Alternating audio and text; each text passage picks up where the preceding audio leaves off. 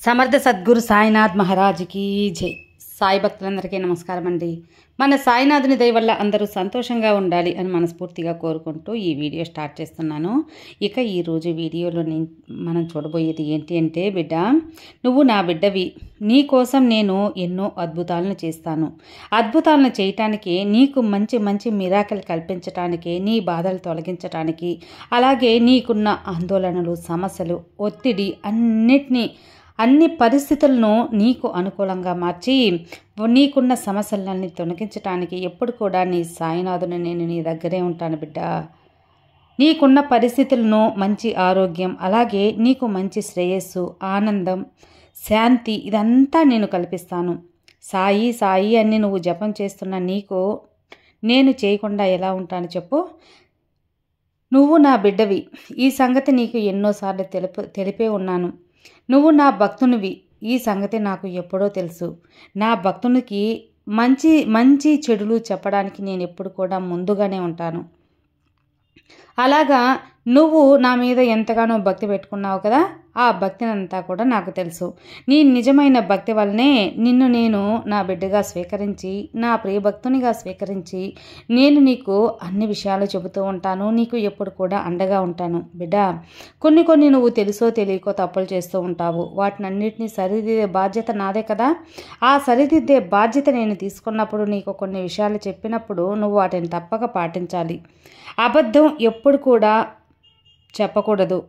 అబద్ధాలు తోడు కోరుకున్నావు అంటే నీలో భయం ఎక్కువైపోతుంది. అలా కాకుండా నిజం ఎప్పుడు కూడా ఒంటరిగానే ప్రయాణం చేస్తుంది, కానీ నిజానికి ధైర్యం ఎక్కువ.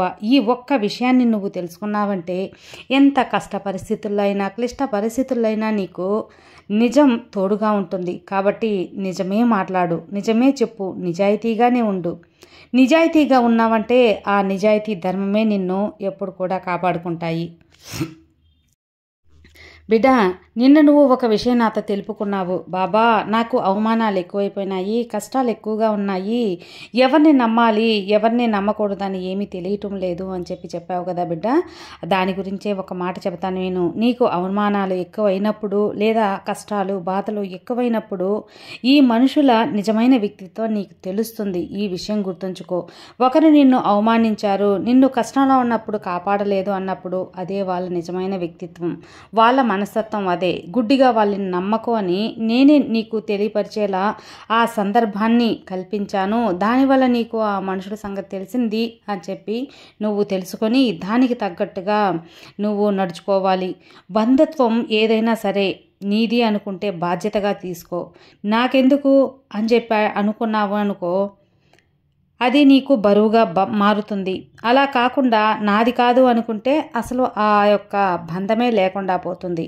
కాబట్టి నీకు కావలసిన బంధం దగ్గర కొన్నిసార్లు బాధ్యతగా ఉండు, కొన్నిసార్లు బరువైనా మొయ్యి. అలాగే కొన్ని వద్దు అనుకున్నప్పుడు కనుమరుగైనా పర్వాలేదు అని ఊరుకో. ఎందువల్లంటే ఆ బాధ పెట్టే బంధుత్వం నీకు అవసరం లేదు. బాధ పెట్టే బంధువు నీ దగ్గరున్న నీకు అది ఎంతగానో అస్సలు ఉపయోగపడతాయి కదా. నీవు దానివల్ల బాధపడటం, మనసు కష్టం చేసుకోవటం తప్పితే అసలు వేరే ఇంకా ఏమీ ఉండదు. గాయం వల్ల కలిగిన బాధ మనిషిని ఎన్ని రోజుల వరకు బాధిస్తుంది, కానీ మాటల వల్ల కలిగిన గాయం మాత్రం జీవితాంతం నిన్ను బాధిస్తూనే ఉంటుంది. ఆ గాయం అనేది మారకుండా ఉంటుంది. కాబట్టి నిన్ను ఎవరైనా సరే మాటల వల్ల బాధించినా నువ్వు వాళ్ళకి వెంటనే ఆ యొక్క మాటల్ని దూరం చేసేసి వాళ్ళకి దూరంగా ఉండు. అదేవిధంగా నువ్వు ఇంకొకరిని మాటల చేత గాయం అనేది చేయకు. అది చాలా పాపం తల్లి. ఎప్పుడు కూడా అది చేయదు. ఏదైనా నీకు తప్పు కరెక్ట్ అనిపించింది అంటే వెంటనే మాట్లాడేసేయాలి తప్పితే మాటలతో సూటిపోటుల మాటలు వాళ్ళ మనసు నొచ్చుకునేలా మాట్లాడినప్పుడు తప్పకుండా అది మంచి పద్ధతి కాదు. అలాగే నీకంటూ ఎవరు ఉన్నారు అని ఒక అధైర్యం నీలో ఉంటుంది. నీకు ఎవరుండాలి చెప్పు? నీ కన్న బిడ్డలు, అలాగే నీ కట్టుకున్నవాడు ఉన్నప్పుడు నీకు ఎలాంటి దిగులు అవసరం లేదు. దీనికి పైగా ఎక్కువ ధైర్యాన్నిచ్చే ఈ సాయి కూడా నీకు వెంటే ఉన్నాను కదా. అలాంటప్పుడు నువ్వు ఒంటరి వానివని ఎందుకు అనుకుంటావు? నీ వాళ్ళు తప్పకుండా నీకు అండగా ఉంటారు. నువ్వు నమ్ముకున్న ఈ సాయి ఎప్పుడూ నీ దగ్గరే ఉంటాను. అట్లాంటప్పుడు నీవు దాని గురించి బాధపడవనవసరం లేదు బిడ్డ. బిడ్డ, ఈ రోల్డ్ గోల్డ్ ఇట్లాంటి నకిలీ బంగారం అంతా కొత్తల్లో మెరుస్తూనే ఉంటుంది.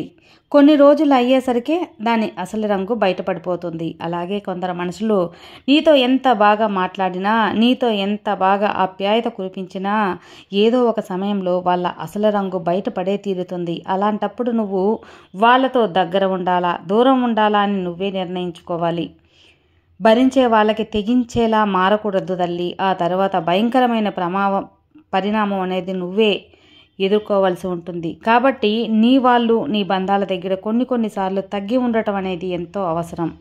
ఎందుకంటే చేయి జారిన బంధం ఎప్పుడూ దగ్గర కాదు. నోరు జారిన మాట అస్సలు వెనక్కి తీసుకోలేవు.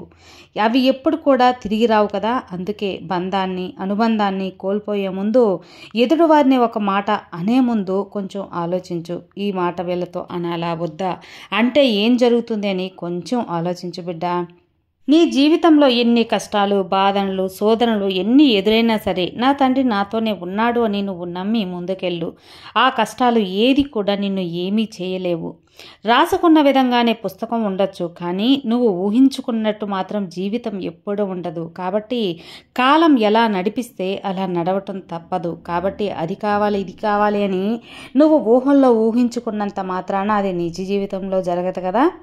మన జీవితంలో ఏది మనకు దక్కుతుందో అది మనకు ఖచ్చితంగా మన దగ్గరే ఉంటుంది. విధిరాత ఏది రాస పెడితే అదే మనకు దగ్గరగా అవుతుంది. కాబట్టి ఊహలకి నిజానికి చాలా తేడా ఉంది. ఒక్కసారి ఒకరు మన హృదయంలో మనస్ఫూర్తిగా స్థానం ఇచ్చాము అంటే మన గుండె చప్పుడు ఉన్నంత వరకు ఆ బంధాన్ని కాపాడుకోవాలి. ఆ బంధం నీ సొంతం అని మనస్ఫూర్తిగా కోరుకోవాలి. అప్పుడే నువ్వు కోరుకున్న నీ బంధం దగ్గరగా ఉంటుంది. ఎంతలే అని అశ్రద్ధ చేస్తే చేజారిపోయి గాజు ముక్క వల్లే పొలుకులైపోతుంది. కాబట్టి బంధం అనేది చాలా సున్నితమైనది. బంధుత్వం అనేది ఎంతో విలువైనది. ఈ రెండింటినీ కాపాడుకో తల్లి. ఎవరి గురించి ఎక్కువగా ఆలోచించవద్దు. అది నీ మనశ్శాంతిని దూరం చేస్తుంది. ఏది జరిగినా సరే ఇది భగవంతుని నిర్ణయం అని భావించు. అప్పుడు నీ మనసుకి ప్రశాంతత ఉంటుంది. అంతేకాని అప్పుడు అలా ఎందుకు జరిగింది, ఇప్పుడు ఇలా ఎందుకు జరిగింది అని నువ్వు ఎప్పుడైతే ఆలోచించడం మొదలు పెడతావో నీకు విజయం రాకపోవటం తప్ప ఇంకా నీ మనసుకి బాధ కలగటం, ప్రశాంతత లేకపోవటం జరుగుతూ ఉంటుంది. ఏదైనా సరే ఒకటి ఉన్నప్పుడు లేకపోతే వెళ్ళిపోయాక దాన్ని వెతుక్కుంటూ ఉంటావు. అలా వెతుక్కోవటానికి ఆస్కారం ఇవ్వకుండా ఉన్నప్పుడే దాని విలువ తెలుసుకొని నువ్వు జాగ్రత్త పరుచుకో. అది మనిషి అయినా, వస్తువైనా, డబ్బైనా. నువ్వు వద్దు అనుకున్న వాళ్ళ ముందు నువ్వు ఎప్పుడు కూడా జాలిగా నిలబడకు. ఆ పరిస్థితి నువ్వు తెచ్చుకోకు. నీ విలువ తెలియని మనుషుల కోసం నువ్వు ఎప్పుడు కూడా పరితపించకు. నీ వ్యక్తిత్వాన్ని వదులుకోవద్దమ్మా. జీవితంలో ఒక్కటి గుర్తుపెట్టుకో, కాటేసే పామునైనా నమ్మచ్చేమో కానీ ఊసర విల్లులా రంగులు మార్చే మనుషుల్ని అస్సలు నమ్మకూడదు. నమ్ముకున్న నిన్ను ఎప్పుడు ఎలా ముంచుతారో తెలియదు కదా. అలాంటి వాళ్ళకి దూరంగా ఉండు బిడ్డ.